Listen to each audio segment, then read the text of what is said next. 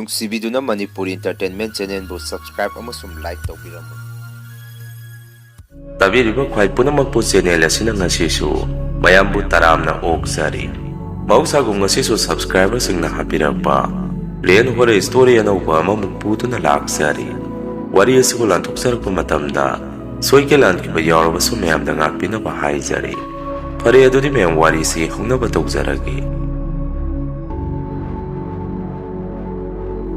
ꯑꯩꯒꯤ ꯃꯤꯡ ꯕꯨꯂꯨ ꯀꯧꯏ꯫ ꯋꯥꯔꯤꯁꯤꯡ ꯑꯁꯤꯗꯒꯤ ꯆꯍꯤ 4ꯒꯤ ꯃꯃꯥꯡꯗ ꯑꯁꯦꯡꯕ ꯊꯣꯛꯈꯤꯕ ꯊꯧꯗꯣꯛ ꯑꯃꯒꯤ ꯋꯥꯔꯤꯅꯤ꯫ ꯅꯨꯃꯤꯠꯇꯣ ꯂꯝꯇꯥ ꯊꯥꯡꯖ ꯑꯍꯥꯟꯕꯅꯤ꯫ ꯃꯗꯨꯗ ꯑꯩꯁꯦ ꯂꯝ ꯑꯃꯗ ꯏꯃꯥꯟꯅꯕ ꯈꯔꯒ ꯀꯣꯏꯕ ꯆꯠꯂꯨꯔꯒ ꯌꯨꯝꯗ ꯍꯜꯂꯛꯄꯗ ꯈꯔ ꯊꯦꯡꯗꯣꯛꯈꯤꯔꯝꯃꯤ꯫ ꯌꯨꯝꯒꯤ ꯃꯤꯑꯣꯏꯁꯤꯡ ꯕꯕꯥ ꯏꯃꯥꯅꯁꯨ ꯐꯣꯟ ꯇꯧꯔꯛꯏ꯫ ꯀꯩꯅꯣꯅꯦ ꯉꯁꯤꯁꯦ ꯂꯝꯇꯥ ꯊꯥꯡꯖ ꯅꯨꯃꯤꯠꯅꯤ, ꯏꯕꯨꯡꯉꯣ ꯍꯧꯖꯤꯛ ꯐꯥꯎꯕ ꯍꯜꯂꯛꯇ꯭ꯔꯤꯕꯣ ꯌꯨꯝꯗ ꯍꯥꯏꯔꯛꯏ꯫ ꯃꯗꯨꯗ ꯑꯩꯁꯨ ꯑꯁꯨꯝꯅ ꯈꯨꯝꯃꯤ, ꯑꯩ ꯍꯜꯂꯛꯑꯦ ꯕꯕꯥ ꯌꯨꯝꯗ ꯌꯧꯔꯛꯀꯗꯣꯔꯦ꯫ ꯂꯝꯇꯥ ꯊꯥꯡꯖꯅꯤ ꯀꯥꯏꯅ ꯍꯧꯖꯤꯛꯇꯤ ꯀꯅꯥꯃꯠꯇ ꯃꯋꯥ ꯂꯧꯅꯗ꯭ꯔꯕꯅꯤ, ꯂꯝꯕꯦꯟ ꯁꯣꯔꯣꯛ ꯃꯤꯒꯤ ꯃꯤ ꯉꯥꯛꯇꯅꯤ꯫ ꯑꯩ ꯌꯧꯔꯛꯑꯅꯤ ꯐꯣꯟ ꯊꯝꯃꯣ ꯒꯥꯔꯤ ꯊꯧꯔꯛꯏ ꯍꯥꯏꯔꯝꯃꯤ꯫ ꯕꯕꯥꯅꯁꯨ ꯊꯨꯅ ꯍꯜꯂꯛꯑꯣꯀꯣ, ꯃꯊꯣꯡ ꯃꯔꯝ ꯈꯪꯗꯕ ꯊꯕꯛꯇꯨ ꯇꯧꯒꯅꯨ꯫ ꯑꯁꯨꯝꯅ ꯕꯕꯥꯁꯦ ꯍꯥꯏꯔꯝꯃꯒ ꯐꯣꯟ ꯊꯝꯈ꯭ꯔꯦ꯫ ꯑꯩꯁꯨ ꯅꯨꯃꯤꯗꯥꯡꯒꯤ ꯄꯨꯡ 12 ꯇꯥꯔꯝꯗꯥꯏ ꯑꯗꯥꯏꯗ ꯌꯨꯝꯗ ꯌꯧꯔꯛꯈꯤ꯫ ꯕꯕꯥꯁꯨ ꯑꯩ ꯂꯥꯛꯄꯗꯨꯗ ꯒꯦꯠ ꯍꯥꯡꯇꯣꯛꯄꯤꯔꯛꯏ꯫ ꯑꯩꯁꯨ ꯕꯕꯥꯗ ꯋꯥ ꯑꯃꯇ ꯉꯥꯡꯗꯦ, ꯒꯥꯔꯤꯗꯣ ꯃꯅꯨꯡꯗ ꯑꯗꯨꯝ ꯊꯧꯖꯜꯂꯝꯃꯤ꯫ ꯒꯥꯔꯤꯗꯣ ꯈꯥꯝꯃꯒ ꯏꯃꯨꯡꯗ ꯆꯪꯉꯛꯀꯦ ꯇꯧꯕꯗ ꯕꯕꯥꯅ ꯑꯁꯨꯝꯅ ꯑꯃꯨꯛ ꯍꯥꯏꯔꯛꯏ, ꯅꯪ ꯀꯔꯥꯏꯗꯅꯣ ꯆꯠꯂꯨꯔꯤꯁꯤ ꯁꯨꯃꯥꯏꯅ ꯅꯨꯡꯇꯤꯒꯤ? ꯊꯦꯡꯅ ꯍꯜꯂꯛꯏꯁꯤꯕꯣ ꯀꯔꯥꯏꯗ ꯀꯔꯤ ꯇꯧꯔꯨꯏꯅꯣ ꯍꯪꯉꯛꯏ꯫ ꯌꯨꯒ ꯈꯔ ꯊꯛꯆꯜꯂꯛꯄꯒ ꯑꯩꯁꯨ ꯋꯥ ꯉꯥꯡꯉꯨꯔꯒꯗꯤ ꯌꯨꯅꯝꯗꯣ ꯕꯕꯥꯅ ꯈꯪꯈ꯭ꯔꯅꯤ ꯍꯥꯏꯗꯅ ꯇꯨꯃꯤꯟꯅ ꯑꯩꯁꯦ ꯑꯩꯒꯤ ꯀꯥꯗ ꯆꯪꯉꯛꯇꯨꯅ ꯐꯃꯨꯡꯗ ꯆꯥꯛ ꯆꯥꯗꯕꯤ ꯇꯨꯝꯕ ꯑꯗꯨꯝ ꯆꯪꯉꯝꯃꯤ꯫ ꯋꯥꯔꯕꯅꯤꯅ ꯇꯨꯝꯊꯈꯤꯕꯁꯨ ꯈꯪꯍꯧꯗꯦ꯫ ꯉꯥꯏꯍꯥꯛ ꯍꯦꯛ ꯇꯨꯝꯊꯈꯤꯕꯒ ꯑꯩꯈꯣꯏ ꯃꯅꯤꯡ ꯊꯪꯕꯗ ꯂꯩꯕ ꯂꯩꯁꯥꯕꯤ ꯑꯃ ꯑꯍꯤꯡ ꯑꯗꯨꯗ ꯂꯩꯇ꯭ꯔꯦ ꯍꯥꯏꯗꯅ ꯃꯌꯥꯝꯁꯦ ꯋꯥ ꯂꯥꯡꯅꯔꯝꯃꯤ꯫ ꯇꯁꯦꯡꯅ ꯍꯥꯏꯔꯕꯗ ꯍꯧꯖꯤꯛꯀꯤ ꯂꯩꯁꯥꯕꯤꯁꯤ ꯍꯥꯟꯅꯗꯒꯤ ꯂꯩꯅꯥ ꯁꯥꯊꯤꯕ ꯑꯃ ꯅꯥꯔꯒ ꯀꯨꯏꯅ ꯂꯥꯌꯦꯡꯗꯨꯅ ꯂꯥꯛꯑꯕꯅꯤ꯫ ꯃꯗꯨꯗ ꯏꯀꯟ ꯀꯟꯈꯠꯂꯛꯄ ꯐꯒꯠꯂꯛꯄ ꯉꯝꯗꯅ ꯃꯇꯝ ꯁꯥꯡꯅ ꯐꯃꯨꯡꯗ ꯐꯝꯁꯦꯟꯅꯔꯒ ꯂꯩꯔꯛꯑꯕ ꯂꯩꯁꯥꯕꯤꯅꯤ꯫ ꯃꯥꯒꯤ ꯃꯔꯥꯏꯕꯛꯁꯤꯅꯁꯨ ꯂꯝꯇꯥ ꯊꯥꯡꯖ ꯇꯤꯟꯃꯨ ꯂꯥꯏꯃꯨ ꯀꯟꯈ꯭ꯔꯕ ꯅꯨꯃꯤꯠ ꯑꯗꯨꯗ ꯍꯦꯛꯇ ꯁꯤꯖꯜꯂꯛꯈꯤ꯫ ꯑꯗꯨꯃꯥꯏꯅ ꯂꯩꯇ꯭ꯔꯦ ꯄꯥꯎ ꯇꯥꯕꯗꯨꯗ ꯕꯕꯥ ꯏꯃꯥ ꯗꯗꯥ ꯍꯣꯏꯗꯤ ꯃꯣꯏꯗꯤ ꯃꯔꯥꯡ ꯏꯃꯨꯡ ꯑꯗꯨꯗ ꯂꯣꯏꯅ ꯆꯪꯅꯈꯤ꯫ ꯑꯗꯨꯒ ꯃꯣꯏꯅ ꯑꯩꯗꯤ ꯇꯨꯝꯈ꯭ꯔꯦ ꯍꯥꯏꯗꯨꯅ ꯇꯨꯝꯕꯁꯨ ꯍꯧꯗꯣꯛꯄꯤꯔꯝꯗ꯭ꯔꯦ꯫ ꯑꯩꯗꯤ ꯑꯗꯨꯝ ꯅꯨꯡꯉꯥꯏꯅ ꯇꯨꯝꯂꯤ꯫ ꯅꯨꯃꯤꯠꯇꯨ ꯑꯩꯈꯣꯏ ꯏꯃꯨꯡꯒꯤ ꯃꯤ ꯂꯣꯏꯅꯃꯛ ꯑꯍꯤꯡ ꯑꯗꯨꯗ ꯂꯩꯇ꯭ꯔꯤꯕ ꯏꯃꯨꯡ ꯑꯗꯨꯗ ꯂꯣꯏꯅ ꯆꯪꯅꯔꯝꯃꯤ꯫ ꯏꯇꯣꯝꯗꯅꯤ ꯑꯩꯅ ꯌꯨꯝ ꯑꯗꯨꯗ ꯇꯨꯝꯗꯨꯅ ꯂꯩꯍꯧꯔꯤꯕꯁꯤ꯫ ꯑꯩꯁꯦ ꯇꯨꯝꯃꯤꯉꯩꯗꯨꯗ ꯍꯥꯟꯅꯗꯤ ꯃꯪ ꯅꯨꯡꯉꯥꯏꯕ ꯑꯃꯁꯨ ꯃꯪꯉꯝꯃꯤ꯫ ꯏꯃꯥꯟꯅꯕꯁꯤꯡꯒ ꯂꯝ ꯑꯃꯗ ꯀꯣꯏꯕ ꯂꯥꯡꯕ ꯆꯠꯂꯝꯃꯤ꯫ ꯑꯗꯨꯒ ꯉꯥꯏꯍꯥꯛꯇꯪ ꯑꯩꯁꯦ ꯃꯤꯀꯞ ꯊꯣꯔꯛꯑꯝꯃꯒ ꯇꯨꯝꯊꯈꯤꯕꯗꯒꯤꯗꯤ ꯑꯩꯒꯤ ꯃꯪ ꯑꯁꯤꯗ ꯑꯩꯈꯣꯏ ꯂꯩꯀꯥꯏꯗ ꯂꯩꯈꯤꯗꯕ ꯁꯤꯈꯤꯕ ꯃꯌꯥꯝꯁꯤ ꯑꯩꯈꯣꯏꯒꯤ ꯌꯨꯝꯗ ꯂꯥꯛꯑꯒ ꯑꯩꯈꯣꯏꯒꯤ ꯁꯨꯃꯥꯡꯁꯤꯗ ꯑꯉꯧꯕ ꯉꯥꯛꯇ ꯁꯦꯠꯂꯒ ꯄꯔꯦꯡ ꯂꯦꯞꯄꯒ ꯂꯩꯕ ꯁꯛꯇꯝ ꯑꯃ ꯑꯩꯒꯤ ꯃꯪꯁꯤꯗ ꯎꯔꯝꯃꯤ꯫ ꯑꯩꯁꯨ ꯃꯪ ꯑꯣꯏꯕꯅꯤꯅ ꯒ꯭ꯌꯥꯟ ꯃꯦꯟ ꯑꯃꯠꯇ ꯇꯥꯔꯝꯗꯦ꯫ ꯁꯨꯃꯥꯡꯗ ꯂꯦꯞꯄꯝꯃꯤꯕꯁꯤꯡ ꯑꯗꯨꯁꯨ ꯁꯤꯈꯤꯕ ꯉꯥꯛꯇꯅꯤꯗꯤ ꯈꯪꯉꯒ ꯑꯩꯒ ꯃꯈꯣꯏꯒ ꯋꯥꯔꯤ ꯑꯗꯨꯝ ꯁꯥꯟꯅꯔꯝꯃꯤ꯫ ꯑꯩꯅ ꯃꯈꯣꯏꯗ ꯅꯈꯣꯏꯕꯨ ꯀꯩꯗꯧꯕ ꯆꯪꯉꯛꯏꯅꯣ, ꯀꯅꯥ ꯎꯅꯕ ꯂꯥꯛꯄꯅꯣ ꯍꯪꯉꯝꯃꯤ꯫ ꯑꯁꯤꯕꯁꯤꯡꯗꯣ ꯑꯩꯅ ꯍꯪꯉꯨꯕꯗꯨꯗ ꯑꯃꯠꯇ ꯈꯨꯝꯗꯦ, ꯑꯗꯨꯝ ꯆꯞ ꯌꯨꯡꯉꯒ ꯁꯨꯃꯥꯡ ꯑꯁꯤꯗ ꯂꯣꯏꯅ ꯂꯩ꯫ ꯀꯣꯟꯅ ꯑꯩꯒꯤ ꯇꯨꯡꯗꯒꯤ ꯅꯨꯃꯤꯠꯇꯨꯗ ꯂꯩꯈꯤꯗꯕ ꯏꯆꯦꯗꯣ ꯃꯥꯁꯨ ꯑꯉꯧꯕ ꯐꯤ ꯉꯥꯛꯇ ꯏꯜꯂꯒ ꯑꯩꯈꯣꯏ ꯏꯃꯨꯡꯗꯒꯤ ꯇꯨꯃꯤꯟꯅ ꯊꯣꯔꯛꯇꯨꯅ ꯁꯨꯃꯥꯡꯗ ꯂꯦꯞꯄꯝꯃꯤ꯫ ꯁꯨꯃꯥꯡꯗ ꯂꯦꯞꯄꯤꯕ ꯂꯩꯀꯥꯏꯒꯤ ꯁꯤꯈ꯭ꯔꯕ ꯑꯍꯜ ꯂꯃꯟꯁꯤꯡꯗꯨꯒ ꯄꯨꯟꯅ ꯋꯥ ꯑꯃꯇ ꯉꯥꯡꯗꯦ ꯇꯨꯃꯤꯟꯅ ꯃꯔꯤ ꯊꯣꯡꯒꯥꯜꯂꯣꯝꯗ ꯊꯣꯛꯈꯤ꯫ ꯏꯆꯦ ꯑꯗꯨꯗꯁꯨ ꯑꯩꯅ, ꯏꯆꯦ ꯗꯥꯏꯅꯥ ꯀꯩꯅꯣ ꯅꯪꯅ ꯃꯈꯣꯏꯒꯤ ꯃꯇꯨꯡ ꯏꯟꯅꯔꯤꯗꯤ? ꯏꯆꯦ ꯅꯪꯗꯤ ꯃꯈꯣꯏꯒꯤ ꯃꯇꯨꯡ ꯏꯟꯅꯈꯤꯅꯨ ꯍꯥꯏꯗꯅ ꯑꯩꯁꯦ ꯃꯪ ꯑꯗꯨꯗ ꯑꯗꯨꯝ ꯄꯨꯡꯂꯥꯎꯇ ꯂꯥꯎꯔꯝꯃꯤ꯫ ꯑꯗꯨꯃꯥꯏꯅ ꯇꯧꯕꯗꯨꯗ ꯃꯁꯛ ꯎꯗꯕ ꯑꯃꯅ ꯃꯪ ꯑꯗꯨꯗ ꯑꯩꯒꯤ ꯈꯣꯡꯁꯦ ꯁꯣ ꯆꯤꯡꯉꯒ ꯑꯩꯁꯨ ꯊꯣꯡꯒꯥꯜꯂꯣꯝꯗ ꯆꯤꯡꯊꯣꯔꯛꯈꯤ꯫ ꯑꯗꯨꯃꯥꯏꯅ ꯇꯧꯕꯗꯨꯗ ꯑꯩꯁꯨ ꯕꯕꯥ ꯏꯃꯥ ꯗꯗꯥ ꯑꯩ ꯀꯟꯕꯤꯌꯨ ꯀꯞꯄꯝꯃꯤ꯫ ꯀꯞꯅ ꯑꯩꯁꯦ ꯃꯤꯀꯞꯁꯨ ꯊꯣꯔꯛꯈꯤ꯫ ꯈ꯭ꯋꯥꯏꯗꯒꯤ ꯉꯛꯂꯤꯕꯗꯤ ꯑꯩꯅ ꯃꯤꯀꯞ ꯊꯣꯔꯛꯑꯗꯨꯐꯥꯎ ꯑꯩꯒꯤ ꯈꯣꯡ ꯑꯣꯏ ꯊꯪꯕꯁꯤ ꯃꯁꯥ ꯃꯇꯣꯝꯗ ꯋꯥꯡꯅ ꯃꯤ ꯑꯃꯅ ꯌꯥꯡꯈꯠꯄꯒꯤ ꯃꯑꯣꯡꯗ ꯃꯁꯥ ꯃꯇꯣꯝꯗ ꯊꯥꯡꯒꯠꯆꯔꯒ ꯂꯩꯔꯝꯃꯤ꯫ ꯑꯗꯨꯃꯥꯏꯅ ꯇꯧꯔꯝꯕꯗꯨꯗ ꯑꯩꯁꯨ ꯈꯪꯕꯣꯏ ꯀꯩꯕꯣꯏ ꯀꯩꯅꯣ ꯁꯤꯗꯤ ꯍꯥꯏꯗꯅ ꯐꯨꯛ ꯂꯥꯎꯅ ꯍꯧꯒꯠꯂꯝꯃꯤ꯫ ꯑꯗꯨꯒ ꯑꯩꯁꯦ ꯑꯩꯒꯤ ꯀꯥꯗꯒꯤ ꯆꯦꯟꯊꯣꯔꯛꯑꯒ ꯕꯕꯥ ꯏꯃꯥ ꯇꯥꯅꯕ ꯀꯧꯔꯝꯃꯤ꯫ ꯃꯈꯣꯏꯁꯨ ꯃꯈꯣꯏꯒꯤ ꯐꯃꯨꯡꯗ ꯑꯃꯠꯇ ꯇꯨꯝꯃꯝꯗꯦ꯫ ꯑꯩꯁꯨ ꯉꯥꯏꯍꯥꯛꯇꯨꯗ ꯏꯁꯥꯁꯦ ꯇꯔꯪ ꯃꯔꯪ ꯑꯃ ꯆꯜꯂꯝꯃꯤ꯫ ꯋꯥꯈꯟꯗꯁꯨ ꯍꯧꯖꯤꯛ ꯐꯥꯎꯕ ꯑꯩꯁꯦ ꯃꯪꯉꯤꯕꯖꯥꯔ ꯈꯜꯂꯝꯃꯤ꯫ ꯑꯗꯨꯃꯥꯏꯅ ꯁꯨꯝ ꯂꯩꯔꯤꯉꯩ ꯑꯩꯈꯣꯏ ꯃꯅꯤꯡꯂꯣꯝꯗ ꯃꯤ ꯂꯥꯡꯕ ꯀꯞꯅ ꯂꯥꯎꯅꯕ ꯃꯈꯣꯜ ꯑꯃ ꯑꯩꯅ ꯇꯥꯔꯝꯃꯤ꯫ ꯄꯨꯡ ꯌꯦꯡꯉꯨꯕ ꯃꯇꯝꯗꯁꯨ ꯅꯨꯃꯤꯗꯥꯡꯒꯤ ꯄꯨꯡ 1 ꯆꯞ ꯆꯥꯅ ꯇꯥꯔꯝꯃꯤ꯫ ꯃꯗꯨꯗ ꯑꯩꯁꯨ ꯀꯩꯅꯣꯅꯦ ꯉꯁꯤꯒꯤ ꯅꯨꯃꯤꯠꯁꯤꯕꯣ, ꯉꯥꯏꯈꯣ ꯃꯅꯤꯡꯒꯤ ꯏꯆꯦ ꯗꯥꯏꯅꯥꯗꯣ ꯀꯩꯗꯧꯔꯖꯥꯠꯅꯣ ꯃꯤ ꯀꯧꯈꯠꯅꯔꯛꯏꯁꯤꯕꯣ? ꯍꯥꯏꯁ ꯃꯁꯤꯗꯤ ꯃꯑꯣꯡ ꯑꯃꯅꯤ꯫ ꯑꯩꯈꯣꯏ ꯏꯃꯨꯡꯒꯤ ꯃꯤꯁꯨ ꯑꯃꯠꯇ ꯂꯩꯅꯔꯝꯗ꯭ꯔꯤꯁꯤꯅꯗꯤ ꯃꯣꯏꯗ ꯀꯩꯅꯣꯝ ꯁꯣꯏꯗꯅ ꯇꯧꯔꯝꯃꯅꯤ꯫ ꯑꯩ ꯃꯈꯣꯏꯔꯣꯝꯗ ꯑꯃꯨꯛꯇ ꯆꯪꯉꯨꯒꯦ ꯍꯥꯏꯗꯅ ꯏꯃꯨꯡꯗꯒꯤ ꯍꯥꯊꯨ ꯆꯦꯟꯊꯣꯔꯛꯇꯨꯅ Mapanda isi thoraami. Babasu matang sana yumda sangai. Aduga ingonda haugalabo nang su hangai. Aina mo haugale ado baba isi denado. Kaidoraki hangame. Baba na mo hujiwaita Leikhidre. Pare nang su haugalabani na moida kara sangbiruro. Nayamba su lehuribani. Ipa yumdagi karino mo logo lakpani. Sanguro nang su hairei. Adum na isi dena leitre harappaduda. Ay siya thawai yamna nungairamde. Thaini isi duna igase lairik takpirakpadu ningsingami. Aduga amaromda suwaigi mang aduda. Uramiba sing adusu hek ningsingappada. Ay si isada kino haibasu yaramde. Mang aduda natana taibangdasu. Ay khong na ama chingkhalambaduda. Ay si isada pungkida kizarami. Sumay si ako'y maningda lairabanina ako'y yana karoamdagi. Isi dena huigi yung maduda sangami. Dadaso hansinga kay kaino tabakara tawminaraga lairami. Ay su dadagi manakta sangsalaga. Mo'y natawribado kara mating pangsanbirami. Numito mangkumbasu yaurami. Kulikagi mangni poloy pamsisu. Kara lamna salaga sulay. Poloy pam mangaduso ako'y karahana salaga. Kara singdo mo hairagpadagi. Ko'y mi taramukana salaga mangado. Kara singdo kodok patawrami. Mangmapaday da su manglaybada hekmatiksay haiduni. Imam hekmamagay isuk heksuwaga. Ubadaday zagado isada kiba mapuwami. Manglayribado ginakanda hauriba chaurba khongnangkhong adudaga. Karino maga hekta lepaga leramdoida malami. Adamay na mapamaday da ako'y si sum layringay. Lakaygi halamana sum na hairei. Ngasi siya Lamta Thangja nine. Kung kaubo hek kaurure. Hanadi Lamta Thangja Numisi. Mapanupan thungnarampote. Hawjiti mi laytaba yauraga su Lamta Thangja Numitki. Ahingdaga dum poloy nare. Laitin gaze hujakanze ilay laytraba karino. Khangdene hainarami. Maduda mayamna su hoyne summine. Ngasi siya Lamta Thangja nine hainarami. Adumay na hek hainaragpaga mapam jagado. Manglayriba manakadayda yung masama. Lakaygi club kimina atuo kaygi. Posay long na basaraga tamlami. Aduga may blab amaso talaga numidanga dum tammi. Hojiki may blab sing asay ngay kamta tawramdabado. Blab adu pitpat kappa hawraki. Aduga yung mamalayribadugi manungdagiso. Kanakugmama na singkay bagi mawangda. Kokok magwala matarami. Adumay na tawragpadagi hansing aduna. Mayam susum na hainaraki. Kaino na haibaga tawbaga huri sina. Kanasang kigi manung asida hainarami. Maduda halamana mo kanamta sangkibadi udeda. Hawra basara hainarami. Nung siso mo may kay kangda wang sitpa muk hawrai. Kung nang makungaday da so gega. Kanagumba man na nahiba makwala masu. Mayam sinatanarami. Adumay na sumanakaday da mapam. Akikiba mo ang mataw kiyama sumtawrang padagi. Mayam sumakuya sibado putorok tribazarane. Say sidi mo ang matawrene. Ngasi siya Lamta Thangja gawoyre. Kuidabi sasat loisan kibanapay. Bulu chalo na nga sibado thangtoro aba yengu so haibay. Ay namu kakambi ay itom na satpagkizay. Lamyan si so haijabagi wane. Adum pada sangi ay natoki doisi. Kanano magasaminarugi hairami. Adumay na haibaga laptang na pungzantin bagi magkola matarami. Maduda mayam duna so yara ni salurano. Yaura aba mali. Bulu yare salurano sida layro hairei. Yaki matung isi dinagi thawayang trabaksanga doso. Mangdo tamna poloy na puputoraki. Asibado na mang yauramday mata madudaso. Amuk tabo mapamaday do tamnarakpada. Mayam sa kita na wala nga matangang naramde. Mang mayada yung mamasari badugi solo libado. Amuk tabo suodo kokak miya mana. Away na napayraga sana bagi mawangda. Makon si hang natarami.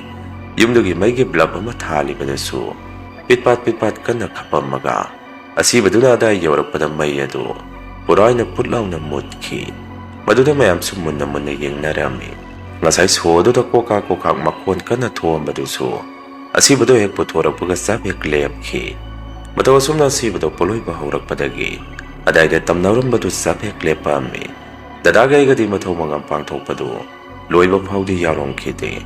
Dadaday ngon da salasilaw hayrak padagi. Adum yung da halak minarami. Makuyahan singati atum lehaw ki. Babay madi laytriba yung mga duda. Tabi ang kang nombiraga layrami. Dadagay gadi yung hek yawbaga irulu jatok minarami. Ay so irulu zaba loyraga dadaday na sum na hayrami. Dada, isi dada na Leikhidaba sinungayti ko. Tay na ako'y kasi sige ako'y gipukri mapan. Sayda pagka matharga layrik takbirambado. Madu nagsinga hayrami. Dadana muk moido laying bode su paisa yung na sangamani. Ay di ngayagtang tumukini hayrei. Dadana dum na hayrak padu day sing asay. Ay mo na tingnar kiba sing ado. Yung singag to na dadaday na. Daday nga si Dea kipayam na tingnari. Masaya na tumahagulak pada. Ay gikongoy tang basi miya manapayraga. Singammadong na masama tumda. Wang na tanggasar galayrammi. Aduga mangda su isede na si. Ako'y yung dagi pingong wakta siyalaga torei. Sumangas da na marulamay na masakangaw pa. Kwele kagi Leikhidaba singa tulaaga. Paring-paring le pambawi. Noy soy na mikap torok pada amata layram dedo hayrame. Dadana mo kizehi adu ba wari nena. Masay mangmayada na marulama. Adugo mawari ka sara ano. Ay sangye nang sutong gera tumoy gera. Nangge pa matawro.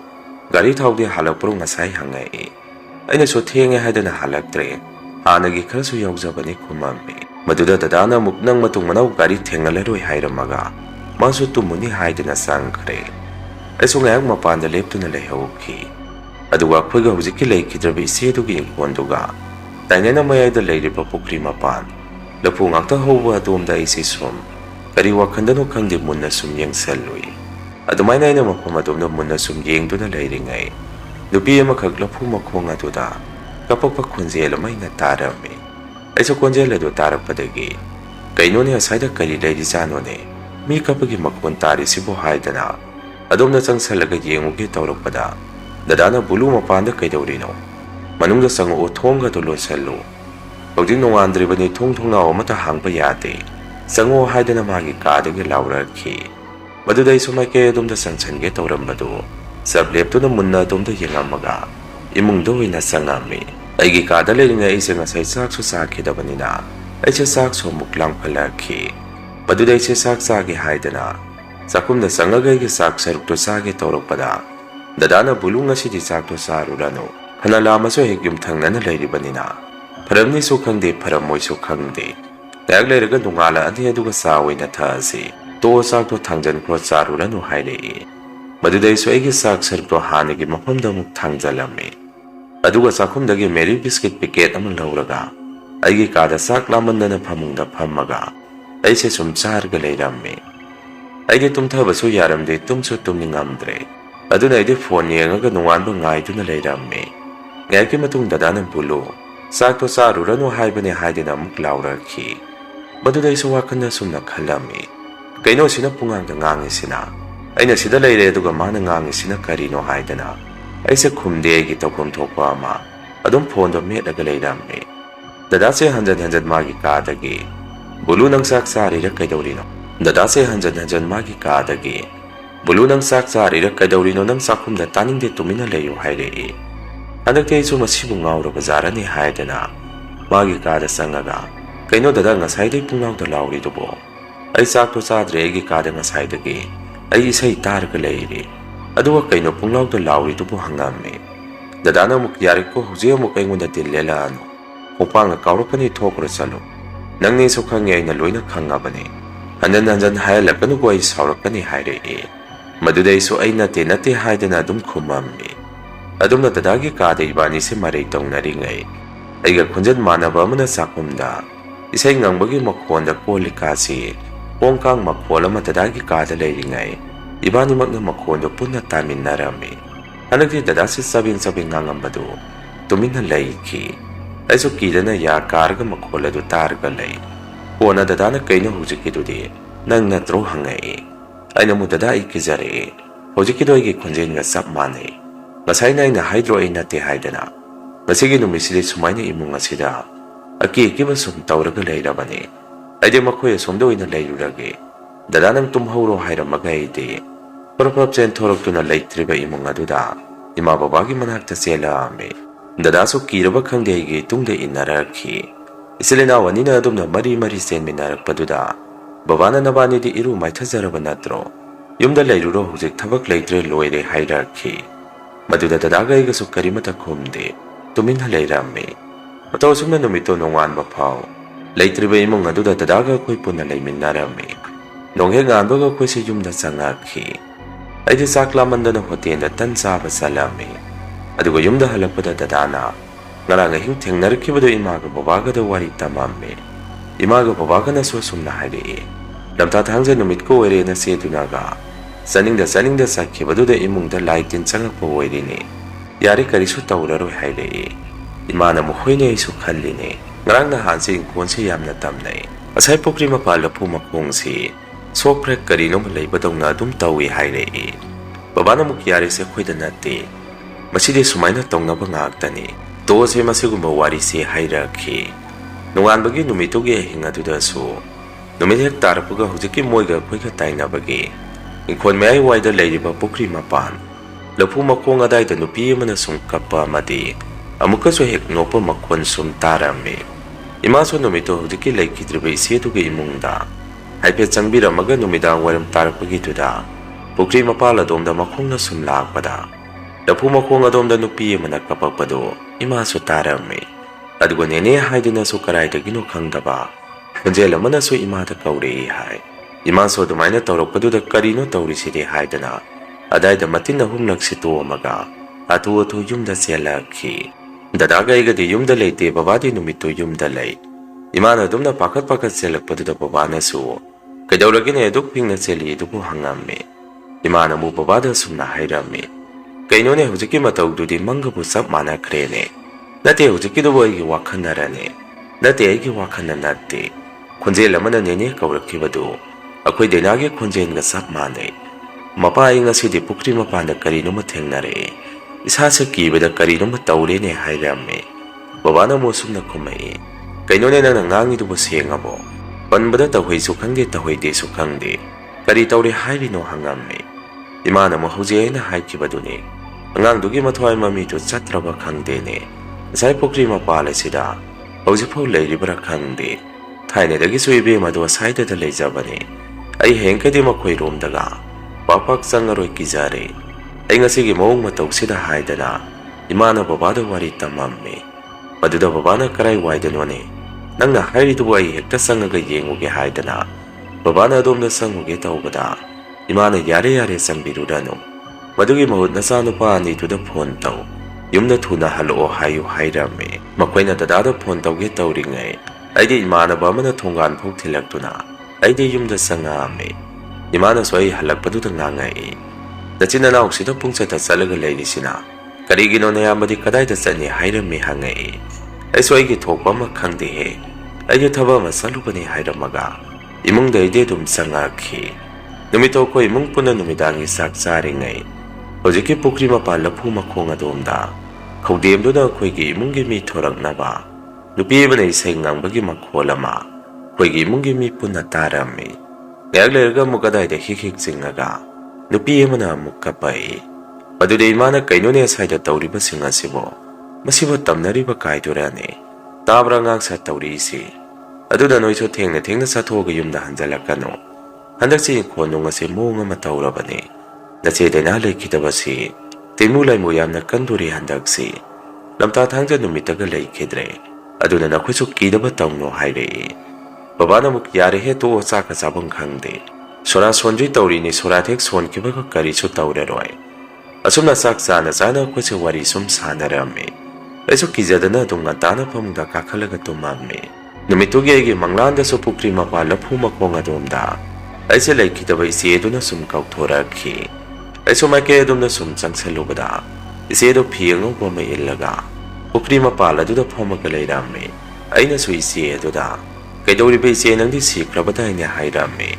ise de nana mo buloi sakadaba matam wale aduna saidai de sumlai lawanang so saida phamchi nuai tro saisi hairei adumaina ise mang aduda ise du gaiga wari sanabado tumna ise asengbada su wa nganga bazane madude imungi miyoi singai mataw ado ngayak yengaba matung babana ise tamna isa nomduna hawdokpirei madude isu tamna hawgalame aina hawgalakpade ima baba dada makoi humsegi kada loina leirame ona babana yengonda ibungo hawdi nanga wari sanari do kanagano hangai aina mo baba mangdo oirangwani ise dainado pukri mapana phamaga leiri hai hawjiksu aibo mana mang aduda mafam adomda kauthorei aduga maga iga wari sanarame hairame madude imasa pakhatkidana kainone tawriba singasibo mapasidi kamaina tawsi haibano hangame babana mo khangde tawrise asai pukri mapala sida Leida leirajaro angang adugi thawaidubo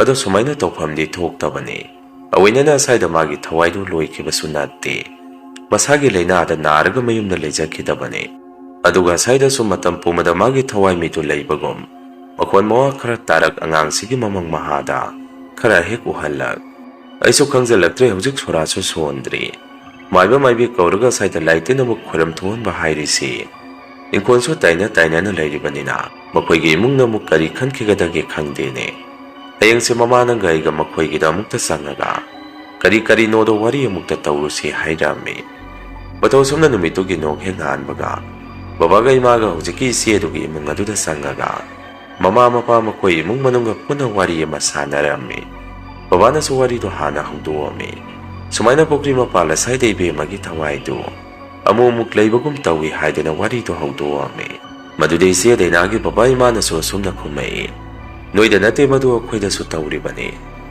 yumasitadi kyabu thoidokna bu tawrakti mabungi masasing su asaidana khoina haiba mapam madomda nene do leire haidena sen kige hekta tawi akhoi su nahanagi wari saramini nakhoida su tawra boire ado manau sai sano pigi mathau mangam magi sura sonba pautangdi akhoi no yengasira madugi matungda di sumaina sum tawra abadi noiga khoiga tanarga maibara maibira matanaraga kari kamdau sike to tanarasi hairei babai ma so khoida tawriba sumaina makhoida su samanana mapam aduda kauthori hairakpaduda makhoi su punga khek ngami aduna yumani se mapam adomdo matam kharadi sangki gumsi hainarami numidang sidana khoigi mungsida nambada igi mangda isegi thawai do laktuna aise pukri mapanda kauthoroktuna ibani si adaida phaminaraga wari batai saraga adum leiba mong matausi toina igi mangda tawrami adumanya se toina toksalakpadagi kizaraktana numitudi aiga yamna luna tinaba imanaba magi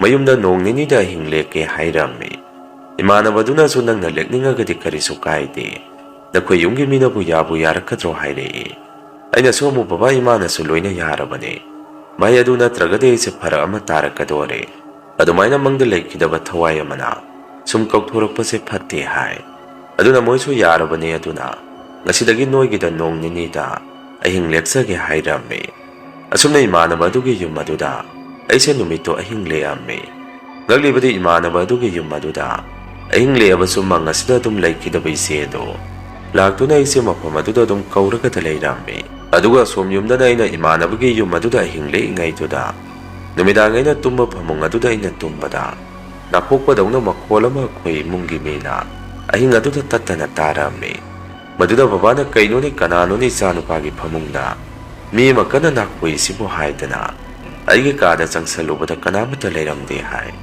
tummagi nakokpa makhol adusu babana kaduda hek changapaga sab hek lepki maduda babaso kidana imungi mioi sing loina hauduami dadaga imagadi numitudi tada bazane maduda babana moida sumna hairami kasaide na sanupa tomagi phamunga sida mi manakhoi se nama na sadi tada bro hojiktai na sangaka yengobada mi su kanamata lehaude aide kibu kire da tungada ba hairami imana mukaino hai sibuna sanupa di mamana bagi mayumda tumuni haidana sakthadudi hairami babana mokhoine adune isanupade ada leikhraga hujik ahing nongai asida magi kadagi kanagumba mana nakhori isi masibu tawba hongna bro adaki matang sida imana he puglakpadagi sumaina amu phabu thengna jaraktri adumaina babai ma dada makoi hum wari sanaringai amuku soigi kadagi mi matumagi mawongda go nakhorakhi anakti makoi su kibadagi dadagi kada punna leirami